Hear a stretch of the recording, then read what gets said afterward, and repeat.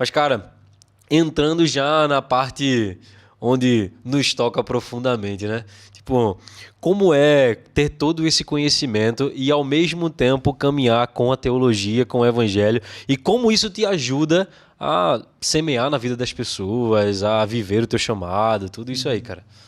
Cara, a escrita pra mim é uma vocação mesmo. Assim, eu entendi depois de algum tempo que esse era o meu ministério de alguma forma. E não só escrever no sentido literal, né? Só escrever mesmo. Mas a comunicação, de forma geral, ela faz parte.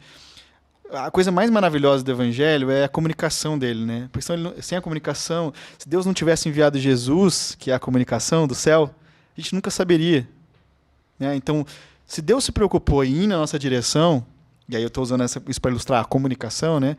Deus poderia ter ficado na dele. Ele poderia ter ficado sozinho, mas ele decidiu, né, se comunicar com a gente, e não só isso, enviar um recado, enviar uma mensagem, né? Então é a vocação de todo mundo, de alguma forma, se comunicar.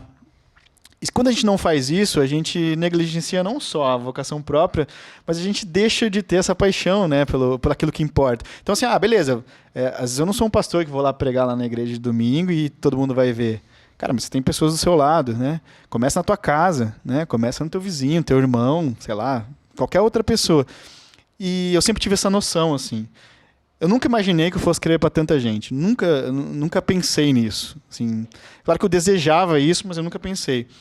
Mas, por exemplo, o texto que viralizou meu foi um texto que saiu de um churrasco. Assim, dessas conversas do dia a dia.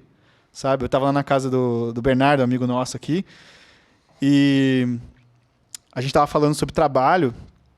Eu estou tentando trazer para a existência, sabe? Para o chão, para entender que a vocação às vezes não é um negócio celestial, assim, às vezes é um negócio mais muito distante, do dia a dia, sabe? E ele falou assim, algumas pessoas estavam conversando e a gente começou a entrar nesse assunto de trabalho. Alguém disse, nossa, eu estou meio satisfeito do meu trabalho. Aí o outro, eu também. O outro, eu também. Aí eu percebi que na minha geração, as pessoas da minha idade, todo mundo estava meio satisfeito com o trabalho. Aí eu fui pro LinkedIn e escrevi um texto lá, eu sou péssimo em lembrar meus títulos, porque trabalhar para pagar as contas não faz sentido, alguma coisa assim. Cara, isso aí viralizou na internet, porque era um sinal de um tempo, assim. Todo mundo se identificou com aquilo. Então, só fazendo um paralelo, Jesus era esse cara que ele olhava e falava, tem uma coisa acontecendo neste mundo, nessa realidade, nessa história, e isso aqui eu preciso curar. Então ele vinha, né, com a terapêutica crística, né? Tipo, Jesus veio para ajudar essas pessoas a como elas devem viver. Então, a minha vocação é mais que escrever, é tentar ajudar. Eu entrei na psicologia um pouco por isso, assim, sabe? Eu pensei, cara, eu tenho teologia, eu tenho jornalismo, isso me dá ferramentas para trabalhar. Mas onde que eu toco nas pessoas? Né? O jornalismo me dá o toque intelectual. As pessoas leem e falam, puta, legal essa ideia. O jornalismo me dá o contato, né? De estar ali, desenvolver e tal. Mas onde que eu toco nas pessoas? Né? Como é que eu desenvolvo? Como é que alguém para eu no lugar e fala, cara, você não tô vivo por causa de você? É nesse momento no trato, né? Na relação ali. Então, ter entendido que a comunicação, a teologia, a minha história de vida é o contato com as pessoas, e a comunicação é o meio, né, para fazer isso, me ajudou a compreender qual é a minha importância aqui. Por que eu estou aqui fazendo o que eu estou fazendo? Né? A gente nunca pensa sobre as coisas que a gente pensa. Né? A teologia ela ajuda a gente a fazer isso. Quem sou eu? São algumas relações. Quem sou eu? Quem é Deus? Quem é o mundo? E o que a gente tem a ver com tudo isso? E o que essas três coisas têm a ver? Essas são as 4 perguntas que a gente tem que responder. Quem sou eu? Quem é Deus? O que é o mundo? E o que a gente veio? O que essas coisas têm a ver uma com a outra? Então, a minha busca sempre foi por isso. Assim. E aí eu comecei a descobrir que eu era uma pessoa que tinha alguns talentos e que poderia contribuir com algumas coisas. Deus é um cara indizível, em certo modo, mas é alguém que tem um caráter, é alguém que não mente, é alguém que é de fato quem ele diz que ele é.